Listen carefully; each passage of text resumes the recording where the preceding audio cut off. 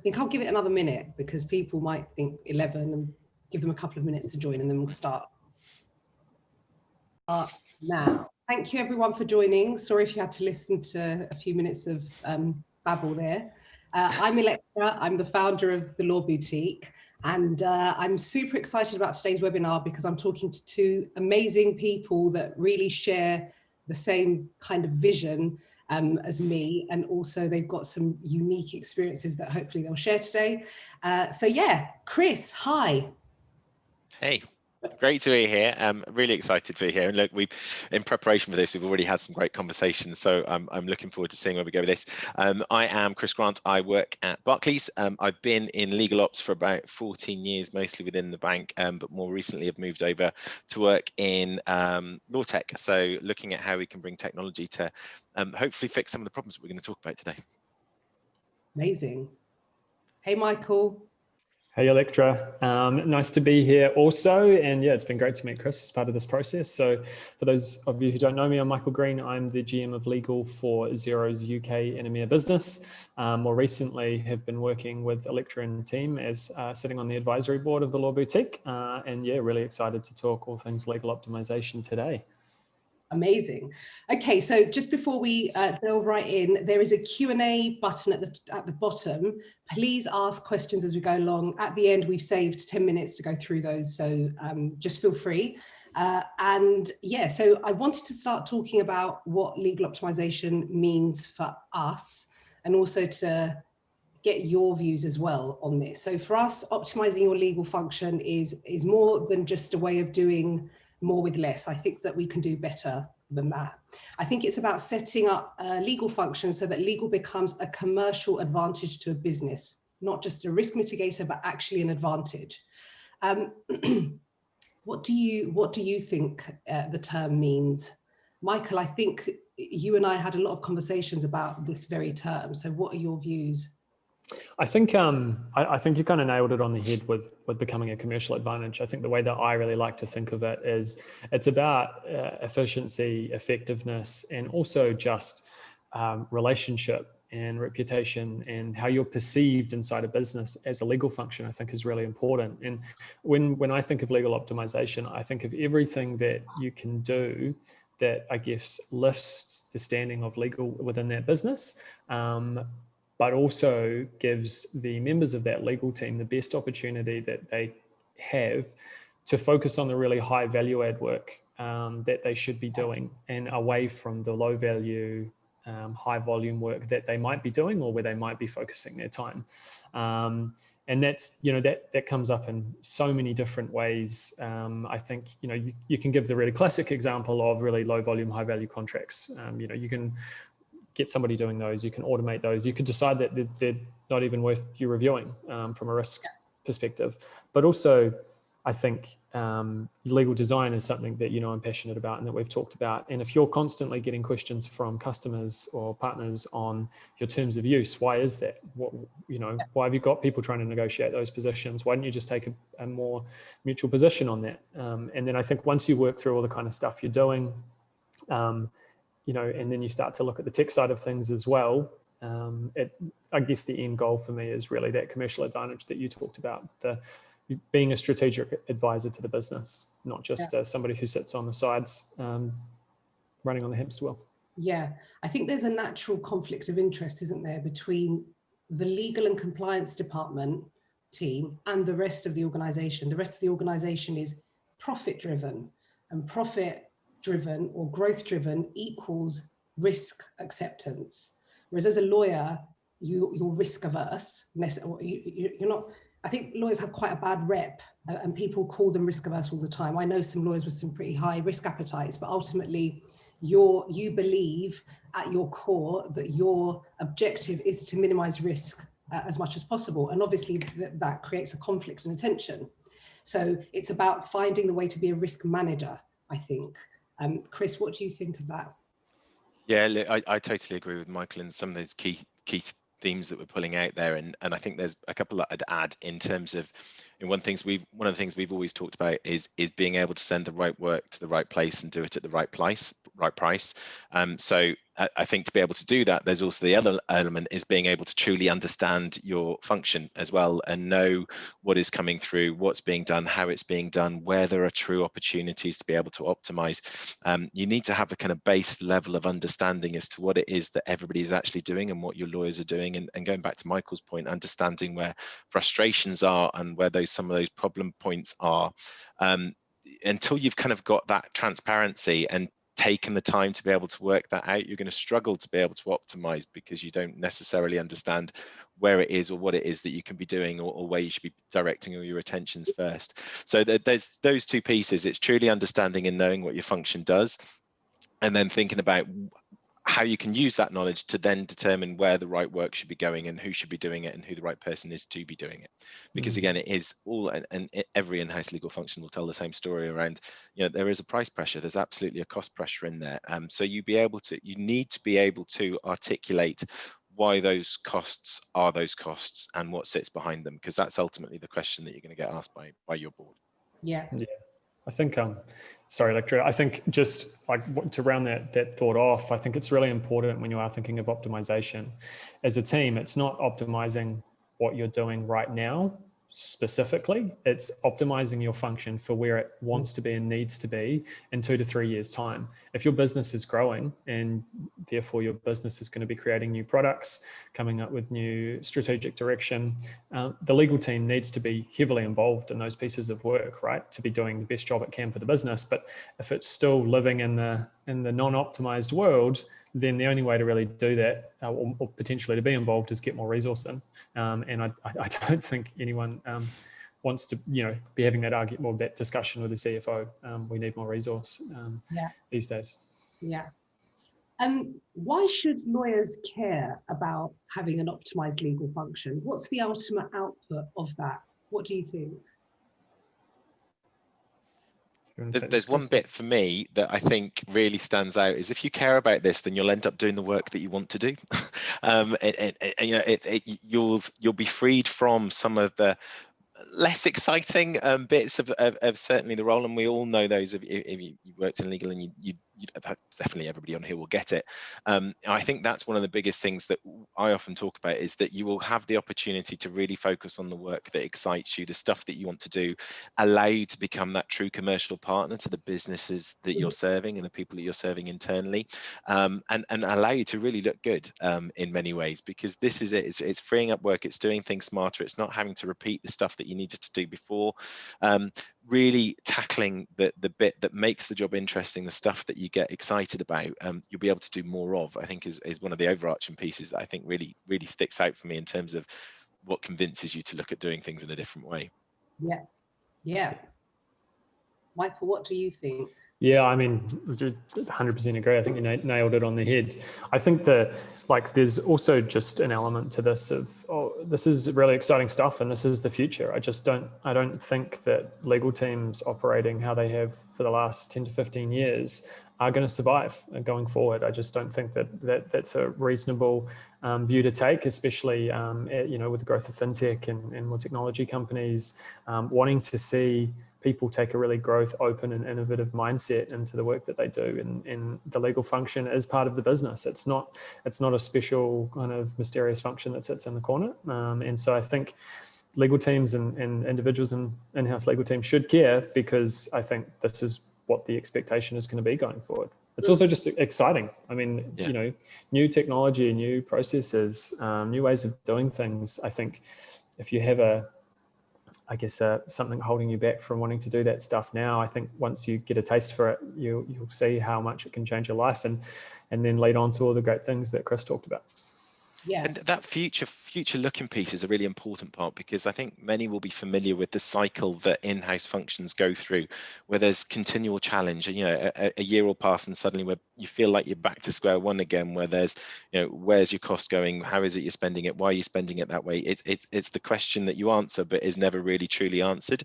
And being able to set yourself up in a way where you're looking at how you can continually improve or continually flex to be able to align yourself to the new business demands in a way that the function becomes a bit more fluid, or your team becomes a bit more fluid, allowing you to respond to those challenges and the demands that are coming through, just takes a lot of the admin burden off your back, because it's exhausting going through those cycles of continually starting to demonstrate where value is and realigning that to what the business is doing.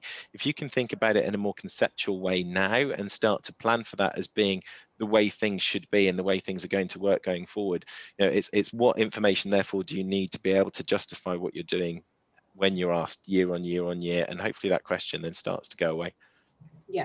Yeah, agreed. I think that there's obviously the self-interest bit. You'll be doing what you want to be doing, so you will be more satisfied in your role, and you'll ultimately do a better job because of it.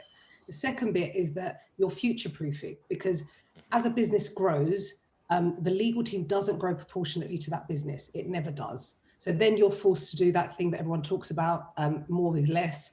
And actually what you should be doing is foreseeing that happening and setting your function up now so that you can respond to that. Yeah. Not react to that, but respond to that properly.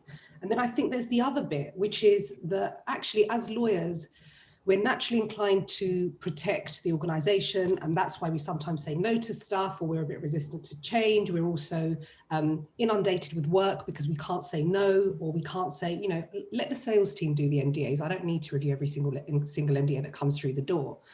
Because you're doing that, because you're taking on all this work, what you're effectively doing is taking yourself away from the table when those strategic decisions are being made. Also, people don't come to you because they think you might block them or become a bottleneck. What you're actually doing by having that result is that you're increasing the risk profile of the business. Because people don't come to you, or because they find tricks like get your supplier to give you a statement of work that's under a certain threshold so it doesn't need to go to legal, seen that before, that you're effectively increasing the risk profile. So it's good from a selfish perspective, it's good from a future-proofing perspective because you'll be able to respond better, but it's also good from a business risk perspective because it's you put yourself where you need to be. Okay, so why are lawyers not already at the table? We've touched upon that a little bit, but what are your thoughts? I can go first on this one. I think just to kick things off, we don't, as a industry, I don't think we've historically known how to do this stuff well. It's not been a super innovative industry, if we're being quite perfectly frank and honest. And so the idea of moving to a mindset of how do I optimize my legal function? It's kind of where do I start? And I think that's probably, it's hard to start a project when you look up at it and it's a massive mountain to climb. And I think obviously one way to help with that is to break things into bite-sized chunks. What you, Chris, talked a little bit about before, which is kind of identifying where there are opportunities for optimization. I think you touched a little bit as well, Electra, on the fact that I think some lawyers can just be risk averse. I know that, we've had conversations before about legal design and natural language and why people don't want to use it. And, just kind of flat out disagree with with some of the opinions that they have. So I think that's probably two main reasons from a personal perspective. I also think the technology that's out there, if we focus on that specifically in terms of legal optimization at the moment, it's a really fragmented market. And so that kind of adds to the complexity of what do I want to optimize? Do I need technology to do it? Okay, what technology am I going to use? Oh, wow, there's 100 different things to fill 100 different parts of that process, and why isn't there just one? And so that can sometimes be a bit daunting as well. I think it's an underserviced market from a technology perspective. Yeah. Yeah, there's definite, I agree with all of that completely. And I think there is a mindset shift that needs to happen. And if you think, lawyers in the legal industry is all about time, right? Everything comes down to chargeable hours and where time is being spent. And you're very conscious, particularly when you sit within private practice, and it is all about billable hours, and you need to be able to account for everything you're doing. And as much as when you move in-house, you try to step away from that. We put time recording back into Barclays again, though of course it doesn't relate to the kind of cost of things, but it starts to give us a structure as to where people are spending time, so we can identify what's happening. But there is still that mentality that if you are stepping away from doing the work, then who's going to do the work? And I think, Michael, your bit there about anything around technology, it feels like a massive hill to climb that just kind of depresses you from the outset, because already you're stepping away from the stuff that you need to do to then start on this massive mountain that you know you're going to get to the top of it and find another peak. It's hard to motivate. It's also about trying to understand what the task is in hand, because if I think about times that we've wanted to bring in new technologies or look at exploring new tech, even from this basis of being able to analyze and assess which one of those are the right ones to take forward, there's a gap. And particularly when there's so many different technologies that are available, and it is very disparate. How do you know which one is the right one to go through? How do you take that plunge? And often you'll see law firms that are assessing technology, and everybody kind of sits back to wait to see who the first one is that's going to what they're going to go for, because it's just not clear, and it's a new education for us in terms of how do you start to assess those technologies. And certainly if you've got in-house legal IT teams that you're working with, you suddenly have this whole matrix of translation that needs to happen, because you've got people that are talking very different languages, don't necessarily understand each other's perspectives, and you've kind of got to start to break those walls down, because quite rightly tech are coming at it from one perspective in terms of looking at integration and how to be able to map it to existing systems and data, and you've got lawyers therefore also looking at it from a practical user perspective, and those two are never going to quite meet. And we see with technology time and time again where a lawyer really just wants it to work with Word, right? The bare bones of things, and talking about how the industry has not necessarily changed, and it's not the right answer, but we need to have things that work as easily and as straightforward, or as integrated as quickly and as seamlessly as the tools that we already use, I think, to a large extent. Yeah. Well, I was going to touch upon tech a little bit later, but I'll do it now, because I think that lots of in-house legal teams think that buying tech equals buying a solution to a problem or a silver bullet. And we always say strategy before tech, always, because it's putting the cart before the horse. If you don't know what problem you're solving, why are you going to go and buy tech? Sometimes people think they have a problem, but if they delve into it, it's actually a process problem or a people problem. And what they've done is they've now bought tech, and what they've actually ended up with is another job, which they don't have time for, which is why they bought the tech in the first place. So it's a bit chicken and egg. But what do you think? Because we've seen some really successful tech implementations and some real flops, and it could have been with the same tool. So it's not the tech as such, it's the need. How do you go about understanding what your need is before you buy the tech?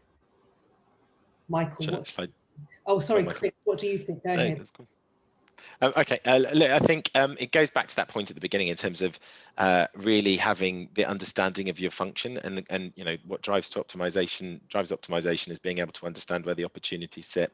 And as hard as it is, because the minute anybody mentions the words data to an in-house legal function, everyone just gets nervous, because we don't have great data, we don't have the tools that give us the best data. So where do you even start with that? And suddenly you feel like you need tech to be able to answer all of those questions as well. So you just become in this vortex that's not a great place to be in. But it's working with what you've got to be able to then make as informed a decision as you possibly can as to where you're going.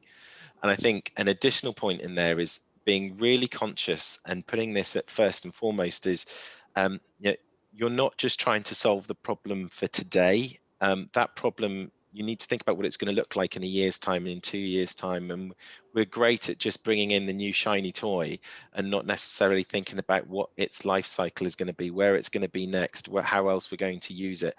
It's very much about project management when we need to think more about program, and have that vision, going exactly to your point, Electra, around that strategy piece. You've got to be clear around that, because you should be making decisions that map to that overall strategy, so everything's pushing you in that direction.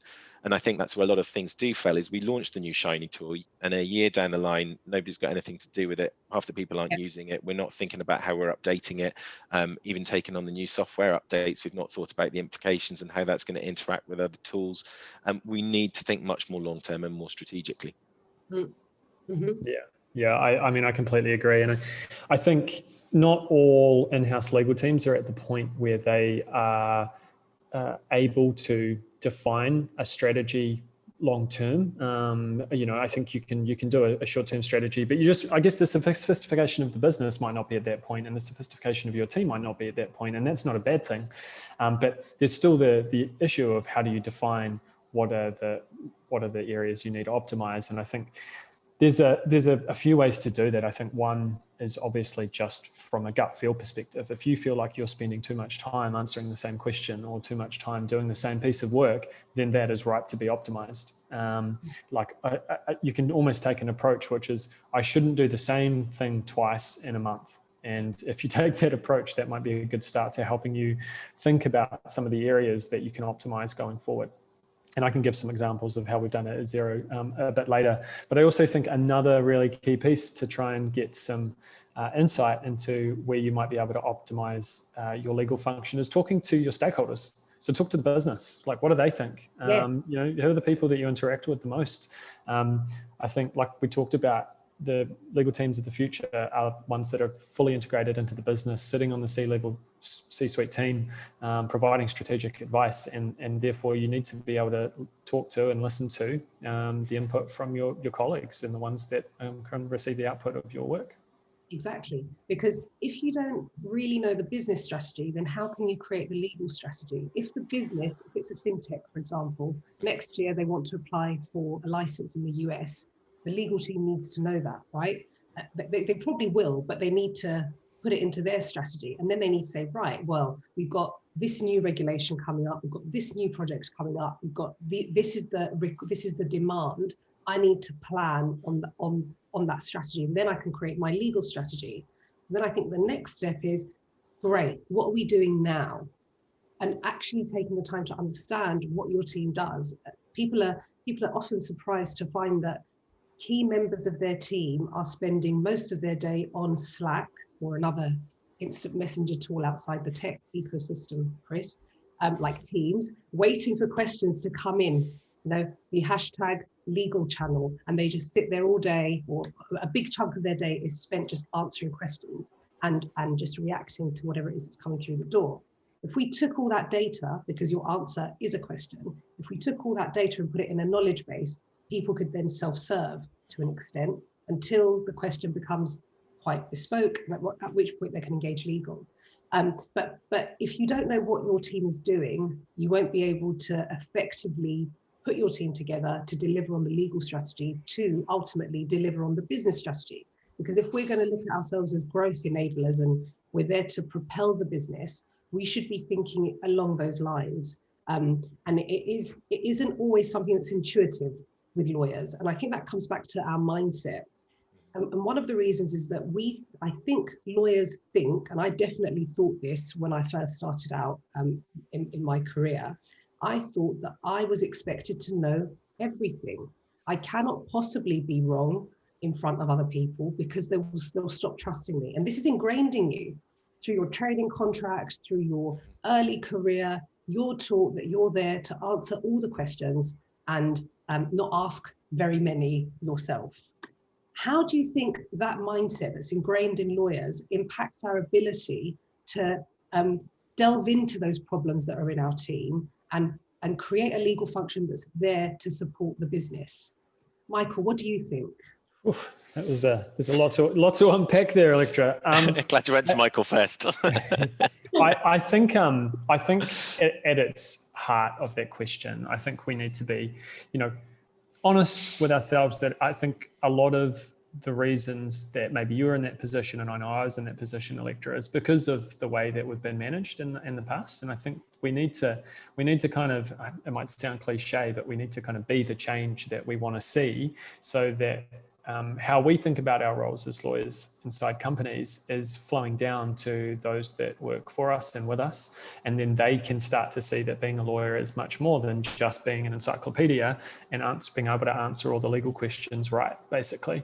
I know I got some really good advice from my boss, which, she was put in a similar position to that. And she just said, my go-to line is, I'm not Google, but I am a trained lawyer and I can find out the answer.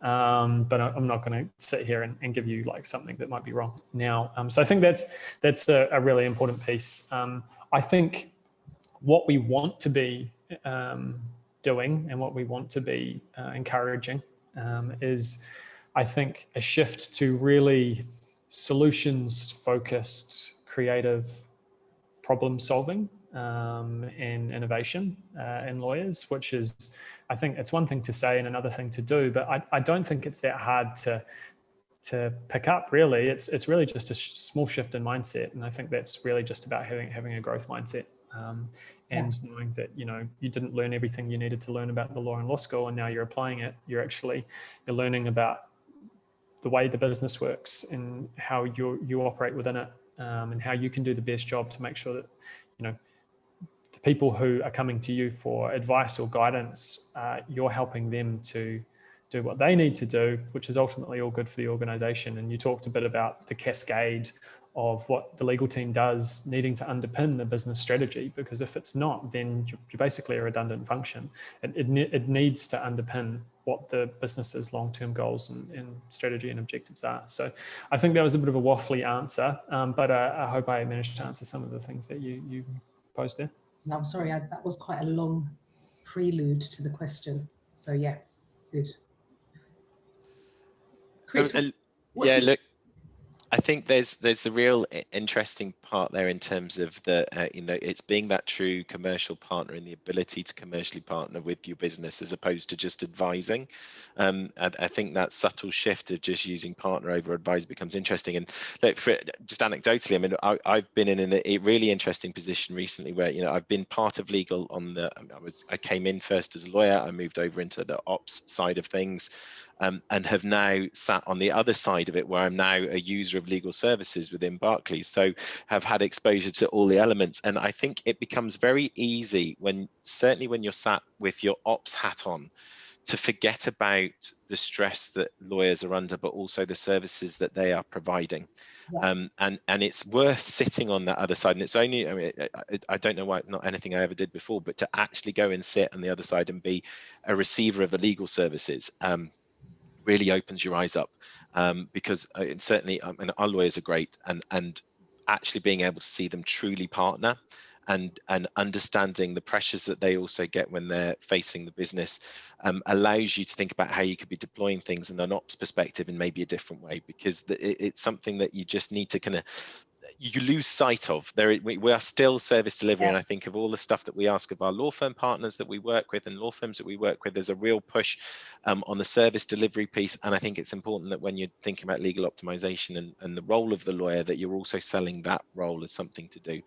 And look, there is definitely something in that it's ingrained in us from early stages to just not challenge the way that we do things, all the way through doing LPCs and training contracts, and then you're not going to question a senior partner on maybe you could do this. I've thought of a simpler way of doing this, and I think that's starting to change, because certainly when I got more involved in law tech, you see great lawyers that have left their firms because they've come up with a great idea on how they could do things in a different way, and they're now exploring that, and that's great, but inside you kind of think, well, that's also an opportunity lost at that law firm, because why did that idea not make its way up, so that particularly as firms are starting, and there is a shift, I think this is moving now, where firms are starting to develop their own innovation teams, for that idea to be pushed through the firm and actually change the way that the firm operates. There is definitely a breed that are out there that are open to thinking about how to do things different ways, and more importantly are now finding the channels to be able to make those ideas a reality. And law firms certainly over the last year have started to shift around that, and it is moving forward. So I think it's recognizing that mindsets are shifting. We have kind of been trained to not think about doing anything but the way it's supposed to be done. That is now being challenged, and importantly, opportunities are coming forward to be able to do it. And I think there's a bit where we can take it forward in terms of everybody around this room has got problem statements and challenges that they're facing within their teams. And I can pretty much guarantee that if we all sat down and talked about each of those problems for a little while, we'd start off thinking they were very different, and suddenly they'd become very similar. And actually then as a group, and we start to collaborate around those, we've got a chance of solving those problems faster, cheaper, quicker, and with less risk if we're sharing it out a little bit.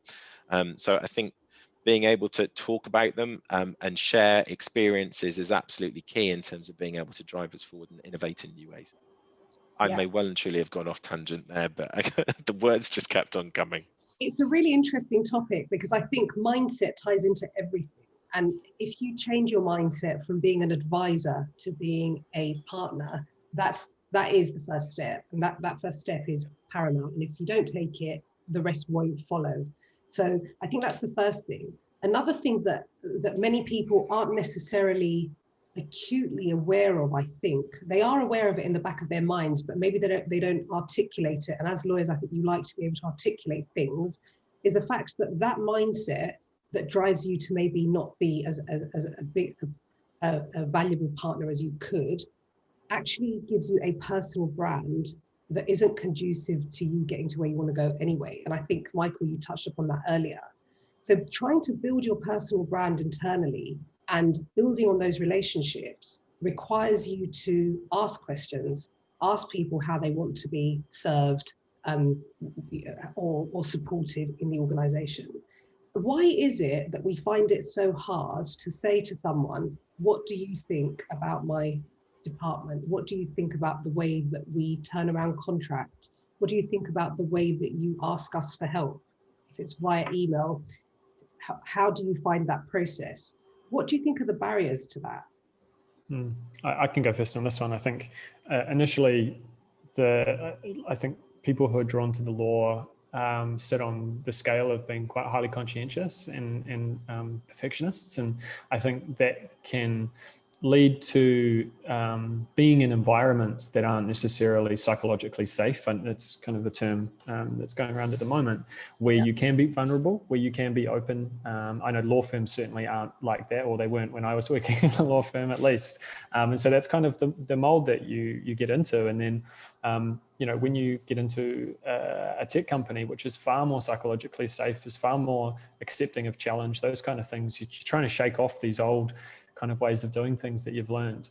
And so I think one is, and I guess to help to shake that off, one is just being a bit more vulnerable and realizing that, the team or the people that you're asking, they're not just going to come at you with negativity. Everything that you're doing is actually to grow. And I talked a little bit about the growth mindset before. It's something that I'm super passionate about, and things like appreciative inquiry. So, this is where we are today, and, it might be great, but how can it be better? And, really taking a kind of dreamer mindset into how you're approaching legal services, which I don't think many people have thought of doing before. It's, I think, people often, the way that lawyers have always been described to me are the ones who keep people out of jail. And I know that was a big thing for me when I first started at Xero, and me and my boss have talked a lot about shaking off those preconceived ideas of what a legal team is, and how can we flip that narrative to these teams, that's an innovative team, and that's the way that we want to be viewed. Yeah, that's so good that you've got that support and that you are in an environment that will basically behave in the same way. Because in the tech environment, if you look at the software industry, the tech industry generally, if you go online and you search a question, there are hundreds and thousands, millions maybe, of forums of people just sharing knowledge. I've got this bug, what shall I do? Do this. Competing companies, people from competing companies will share that knowledge. We don't have that in the legal space. And I think that that's very much because of what you just described, Michael. But if you're in an environment that supports that, then you're much likelier to build a function that's healthier in that way. And that's, when I say healthier, I mean it will drive innovation and it will grow with the business quite naturally rather than pushing against it or siloing itself. Mm-hmm. Chris, any thoughts? Yeah, look, I think there's a bit, just going back to that, asking of, what is wrong with the way that we're working, or what challenges are you facing. I think there's also a nervousness in there, in that once you've asked that question, there's then an expectation that you do something about it and you fix it, because then that's where things get deep. You ask about all these problems, and knowing the constraints that you have certainly within an in-house function, your ability then to be able to go and make a change or fix any of those is challenging. But that doesn't mean that you shouldn't go and do it. It's again about expectations management, in terms of we need to start somewhere, and if we don't have these conversations and understand where your frustrations sit or where your challenges sit and how they map up against ours, we're never going to be able to move forward. So we're not going to be able to fix all of it this year, or maybe even next year, but at least you've got that as part of your ongoing conversation that you can start to talk around and really dig into what those challenges are, without jumping to having to fix it straight away. You know, it's be able to take a little bit of time to think around it. And going to what you were just saying there, Electra, around this, certainly we're an industry that don't like to share information and share knowledge and talk about the problems that we're facing. And I think, again, that's kind of ingrained in that everybody's so conscious of what the competitive advantages may be. And tech has found itself falling into that category where I think firms see tech as being the bit that's going to differentiate them from all the other firms. And it's the bit we've always talked about, you know, you are all doing the same thing. You might have slightly different experts in there that can provide a different perspective or a different piece of strategic advice, and definitely recognize that. But fundamentally, what you're doing is all the same. So thinking about technology as being something that's going to set you apart from the other firms is a bit of a miss. You're missing an opportunity. It's how you take all of that and all the other services that you have and bundle those up into the customer service and your service delivery that will differentiate you. So it kind of hopefully releases you to talk more about what you're doing and the challenges that you're facing, and share that knowledge, because it's better shared than it is kept in, because we will see acceleration in terms of adoption of technologies. You'll find, particularly if you start to talk to more of your clients, and we also as clients of these law firms get together to talk about our challenges, and there are pockets of that, and there's already great forums to do that, but we need to take power in our voice and actually take that out there to bring the group together to solve these problems that are just problems for all of us, and collaboration starts to be a bit more key around that. So this whole be guarded about the right things. Yeah, tech's not the thing to be guarded about. Yeah, and I'm seeing a huge change. I mean, having moved from, I was never really a private practice lawyer. I was always in-house, but we worked with external law firms, and I had seen how they operate. But I think I'm seeing a big change now. So you've got networks like the DGCN that share knowledge. You've got networks of lawyers that are there to help each other in their different roles. That doesn't happen so much with law firms, but I'm seeing initiatives like Crafty Counsel has now started these groups of people that talk about things, and they're in competitive spaces. So I was on one the other day with a few competitors, and I thought it was amazing because we've all got these issues, we've all got these common goals. There's enough for everybody. Let's relax and let's share, because the more we share, the more we'll grow, the more we'll innovate. So absolutely. Yeah, so your personal brand is really important. Just back to my original point, I think your personal brand is really important, because if you build those relationships, and if you are, to your point, Michael, vulnerable with people, and you can say, what's wrong with what we're doing? Please help us improve. I want to learn from the tech people in the organization. I want to learn from the design people. I want to learn from the brand people. And I want to take all this knowledge. In an in-house environment, we've got this luxury that we have access to all these professionals who are experts in their field. We can draw from that knowledge and not just share lawyer to lawyer, but also share cross industries and gain all the knowledge that we can from there. That's really important, because if you've built that personal brand, then you've got the luxury and the freedom to do that without necessarily that expectation of, oh, I've now asked you, I now need to go away and do it. You know that I'm a human being and that I've got a lot on my plate, and I'm asking you because I'm trying to make this better, but at the end of the day, I'm not perfect and I'm not going to do it all at once. So yeah, we speak to lots of very innovative lawyers that are absolutely desperate to get some of this new stuff, new ways of working, legal design embedded into the organization. The one thing that we hear them say, we hear all of them say, is how am I going to get the business to adopt this? How do I get people to use this intake form? Because I can't work with email anymore. There's just too many of them. I just want them to fill in a form and send it to me on Google Forms, for example. And then they say, well, I don't know if people are actually going to do that. That seems to be a big problem. What do you think people can do to overcome that and to get the business to adopt certain things? How do you do it? Chris, I think we had a brief chat about this at the beginning. How do you get people to do it? Is that the conversation that ended with the word sledgehammer? Look, I don't think there's one size fits all for this, and there are multiple answers, and I think it's understanding your stakeholders to think about how you can actually make make the right play and have it work for them. You know, we talk about taking people on the journey, and that's all well and good, but does it guarantee adoption at the other side of it? I think that's where we said maybe you just sometimes need to tell people to get on another bus because this one's going on without them. Definitely you need to have that interaction. Sometimes you need to just deploy by stealth, and be able to find the way of getting things on board. I mean, the age-old statements are true. If you can take people on that journey, and you can also demonstrate what the benefits are going to be of using this tool, be it through discrete proofs of concept or being able to talk about where it's been embedded in case studies of how it's worked before. You need to deal with the kind of skepticism that there always is. People have been burnt time and time again with deployment of new technologies.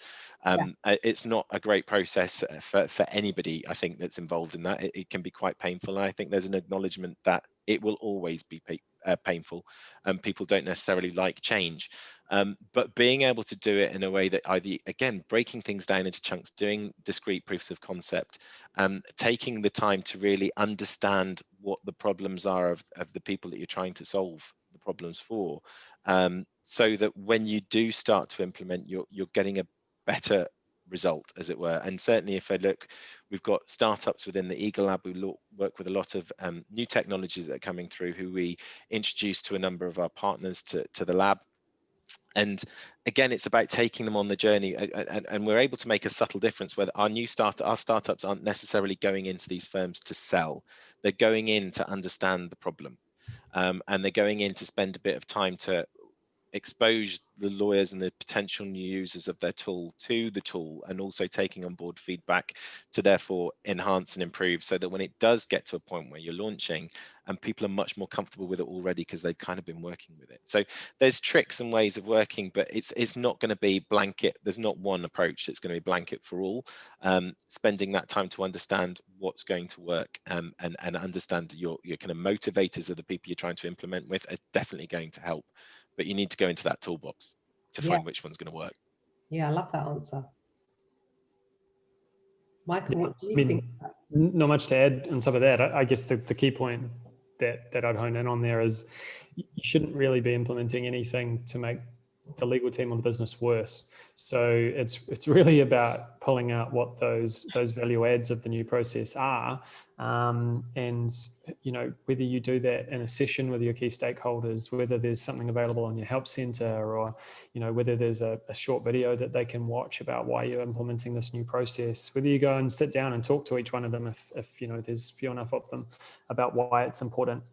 I think selling that value prop is really important with any new technology. And then, I guess from there, once you've kind of sold why it's working for people, I guess, for example, the meta intake form, right? Like what's a real good advantage of a meta intake form? It stops me having to email you 3 times to get all of the information that I need that you didn't send me the first time. So rather than you having to get 4 different emails from me, you're only filling out 1 form, and that might feel like it takes longer than can you review this, but it's ultimately better for everyone. Once you've done that, I think you need to take a really, you need to sometimes go all in with technology. It's if you're operating in 2 different systems, if you're still using the old way and then trying to migrate to the new way at the same time, obviously migration projects are important, that kind of thing. But with the kind of things that we're talking about here, you need to go all in, and you need to at some point say to people, like using the meta intake form for an example, we're not actually accepting instructions that way. Can you please just fill this out? And eventually people will adopt and they'll move to the new processes. And I think if you can do that in a really friendly and personable way, which is all about the personal brand piece again, then people will accept that. Yeah. Great. Well, we've got some really good questions that I think I'll start going through, if that's all right. So the first question is, good point, Michael, regarding tech being fragmented. How is that being addressed? Are there any comparison tools yet? It's a really good idea. Lawyers don't have time for sales presentations. Yeah, I mean, that's a good question. I mean, I guess on comparison tools are hard when you've got so many different pieces of tech spanning so many different areas. So I think the real issue here is that there seems to be a different tool for each stage of the the life cycle for engaging with the business. So whether that be an intake form, whether that be matter management, whether that be external advisor engagement, whether that be contract management and storage, there's just different pieces of tech for all of them. And I guess, how's that been addressed is a good question. I think I'll probably throw that back to you, Electra. And I don't know if you've got any thoughts. You probably know this area a bit better than I do, but yeah. I didn't want to necessarily mention this because I don't want this to come across as any kind of plug, but we are building a tool to solve this very problem at the moment, because we've been helping in-house lawyers for the last 3 years put together their legal functions. And it was not possible for us to put together a back end, if you like, for that legal function that worked seamlessly. So it was a different user experience for each of those elements in the user journey. So you'd have a legal intake form built on Xero, then you'd have matter management or on G Sheets or Airtable. Then we'd use a different tool for every piece of the journey. We had to use different tools, and we'd knit them together. Kavisha in my team, she's a legal engineer, and she used to build these really clever Zapier integrations in the back end, which unfortunately sometimes broke. So it was just not possible to get it all into one tool. The worst thing is that you can't get data out of everything. You might be able to get data from each tool, but you just want to know what your team's doing. You want to know what the rest of the organization's doing. You want to be able to manage your actions. You want to know who's overloaded in your team. You want to get insights on your contracts. There's a lot of things that you want to do, but there isn't this one tool that can do it. So I'm hoping that our tool will be ready very soon, and I'll be able to show people. But I think you're right. That's a really good idea about having a comparison site. I have seen a few comparison sites, but it's really difficult to compare feature to feature, because again, it depends on what your budget is, what your appetite is, and whether investing your time to roll out this tech is more valuable than investing your time over this tech. So again, I'd say strategy before technology every single time, because unless you're crystal clear on the problem that you're solving, don't go down the tech route yet. And another thing that I would advise is try and build some MVPs in-house. If you're worried that your teams aren't going to adopt a certain process which is driven by a tool, instead of investing in the tool that's quite costly, why don't you just build something, on a Google Doc or on a document or something like that, just to see what people's appetites is, and then you can get some learnings from that and understand what the real problem is. Next question, which is something that I totally get. Complete optimization may seem a daunting task. What's one practical change an in-house team can make to become more optimized? I can answer this. Get an intake form ASAP. It's so useful. Just do it on Google Forms, do it on Jira, do it on Airtable, do it on SharePoint. Get people to send you their queries and their contracts through one form, and ask them the questions up front. You know what questions you're going to ask them up front and get all that information. Also ask them questions about themselves. What team are they from? Their email address, etc., because then you can gather data around that. So for example, at the end of the quarter, you can see that most of the questions on personal data are coming from the marketing team. That highlights a gap. The gap is marketing team needs training, or you need to invest in building a wiki or something like that to send over to them, or a playbook. That will stop them from coming to you all the time with these questions. You can also see what kind of contracts you're getting, how long the contracts took to put through, stuff like that. So I think a legal intake form is probably number one. Number two, maybe number one, not sure, can't choose between the two. Contract database, get all your contracts in order, put them all in one place, and make sure that they're somewhere listed. Because it is, you get things like Shrems come along and it just drains your whole time because you haven't got all your contracts in one place, and you've got Brexit coming up. So I think contract database and legal intake form are the two things that I would say, if you're going to do something small to change, do that. I'd just add one thing to that, and we're going to end up going through everything, but is create kind of a knowledge base for yourself. I think you'd be surprised as a legal team grows, the amount of institutional knowledge that gets lost really fast from poor systems not capturing the knowledge that you have in an easy to use way for new lawyers to come on board and answer the same questions that are coming in, even if you're not at a point where you can optimize that specific process, so you're not answering that question anymore. At least have a canned response ready to go, rather than reinventing the wheel each time. Yeah, I really like that one, because it's one of the ones that we actually did. It was a quick win for us in terms of just asking all our lawyers, what is the question that you sit and go, why have I just been asked that question again? Get that answer down into something. We built a directory almost that people could go in, ask those questions and find those answers.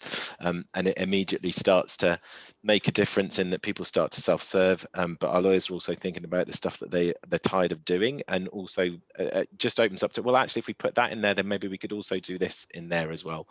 But it's finding that way, and it goes back to your kind of workflow piece of, if you're identifying the work that's coming through, which the kind of Q&A starts to do, if you're seeing the questions that are continually being asked, it gives you that understanding of what it is that your team is doing, which goes back to what I said at the beginning in terms of understand that your own function, get your head around what it is that you're doing and that workflow that sits behind it. Yeah. Great. And I think this is another one for you, Chris. Lost it now. So how do you start the exercise of understanding what your lawyers are doing and where they're spending their time when you're so busy just keeping your head above water? Good question. Yeah, it's a really tough one. And look, when we implemented time recording as a way of trying to do that, and was it an overall success? Absolutely not. I mean, you then get dragged into taxonomies and all the trauma that people have left private practice to get away from. So I mean, what you want to do is try and simplify the process and make it as easy and painless as it possibly can be. But if you're starting to do things like you've talked about, Electra, in terms of capturing information up front, you're already mapping more than what you ever did before. And there's little things that start to give you a full visibility that trying to capture it later on. It's try and work out what you can capture from the stuff that you already do. Then you're not putting a greater burden on people in terms of trying to ask for huge amounts of data that they have to spend time providing, that then needs to be validated, that then you need to make sure everybody's benching it in the same way. Look at what you've got available to you right now that you can start to capture, that starts to tell that story, because it's simplify, use what you've got, and then start to think about where you can build on that over time. It's just, don't over-engineer it. There's a period where, and I hate saying these words, Excel will be your friend for a little period of time, just to help with what you've got, but just find your starting point, knowing that you will build from it. Yeah, I think, sorry, just to add to that one piece, I think something that was revolutionary for me inside my team in the UK here is all being openly transparent about what we're working on and finding a tool, a really basic tool that you can use to do that. So we use Trello, and we made the call that we'd all put our tasks on Trello and we'd try to use it in an agile way. And so every morning we'd open it up, we'd have our weekly kickoff, we'd talk about what we're working on for that week, what our priorities are, and then every morning we'd have a stand up and we'd say, what's our focus today and what's our focus for the rest of the week again? Are there any blockers? And we'd do that every day, and then we'd have a retro at the end of the week. And I think as a manager, that's a really good way to see what your lawyers are working on without, necessarily having any hard data in terms of 6-minute units kind of thing to be able to use, but it's more anecdotal. But I think that kind of process can be really valuable to share with the business as well when you're talking prioritization. So I'd highly recommend it. So if you've got, one of your lawyers is trying to figure out whether they should focus on X or Y, sometimes you can just invite the business person into that transparent Trello board and say, well, here's everything we're working on. You're telling me that yours is more important. Who's right here? I think you guys figure it out and tell us, and we'll prioritize accordingly. So it has many benefits. So I think that they're being really transparent across a team about everything that you're working on. And I think that's something that we need to drive more as legal functions. Yeah. Something that worked with one of the teams that we worked with was we got everyone into a room and we got them to just shout what they do in their day-to-day: contract review, answering legal questions, resolving disputes, whatever. We just wrote all those words on a board, and then we created an Excel spreadsheet with a drop down with only those things, so you don't get into the taxonomy problem. So you just chose what you did, and then at the end of the day, people would roughly put in how long they were doing one of those things, and then we only asked them to time record for 2 weeks, and then at the end of the 2-week period we said, right, on balance, this is what people are spending on what. So in the first instance, you understand what it is that they're doing. And in the second instance, you understand what they're doing for most of their time. And that was really quick and easy and effective. So that might be a way for you to do that without much effort. And I think a lot of it comes back to, and be mindful of the size of the teams that you've got and who you work. I mean, I think there are some amazing technologies out there that you could pick up and drop in straight away. If I think about trying to do it in Barclays with nearly 800 lawyers and an IT team that barely let us use Zoom, you've already got a few problems in there. But that doesn't mean ignore it. Learn from that, and I think those are great examples of just showing that it can be easy, right? It's just finding the right way of approaching it. Yeah. Final question, because we've only got 3 minutes. How could we be training junior lawyers to be more strategic? This is a really interesting question that I'm very passionate about, because I think the future of law starts now with us, with the opportunity to work with more junior lawyers. Michael, what do you think? Oh, sorry. What do you think? Right on, Michael. This is one that I get excited about. Sorry, I think it's there's a big shift, and we did something probably about 2 years ago now, where we talk about the function of the future and the lawyer of the future, and we actually run a full day event where we just brought in technologies and people that are doing things in new and innovative ways, making it part of the conversation and allowing people to do it and find the forums to let them access that is a real key way of taking it forward. And there's so much that's happening now around kind of technology forums and innovation forums. Give them the platform, and you almost got to give them the go ahead to go and do it, and the time to go and do it, and the ability to go and do it, and the autonomy in many ways. It is showing them and involving them in what it is that you're creating, the strategic direction you're taking, but importantly letting them know they've got a role to play in all of that, and then give them something that allows them to fulfill that role. If I can, I'm throwing so many words in because I'm watching the timer count down, and I know Michael won't want to speak. Yeah, I mean, I think again, just for me, it's just demonstrating, strategic behaviors as yourself as well to junior lawyers, but not being afraid to give them opportunities where they're going to need to think more strategically, and that's just something that they're going to have to do. So, send them along to, a business unit's planning day, and they'll be there seeing how the other team is thinking, and then coming back and reporting to you about what's going to be happening and how the legal team can be more involved. I think it's it's opportunities, it's demonstrating the behaviors, encourage, and then just encouragement, I guess, is providing the safe space for them to do it. And I think they'll get there, And not everyone is a natural strategic thinker, but I don't think that it's a skill that's able to be learned, I think. So. Indeed. Well, that's the end of an hour. I can't believe how quickly that went. Thank you so much for taking the time today. I've really, really enjoyed it. And I will speak to you both soon. Thank you, everyone. Likewise, thank you for asking us. Awesome. Thanks, Chris. Thanks, Electro. Thanks all. Bye. Okay. Bye.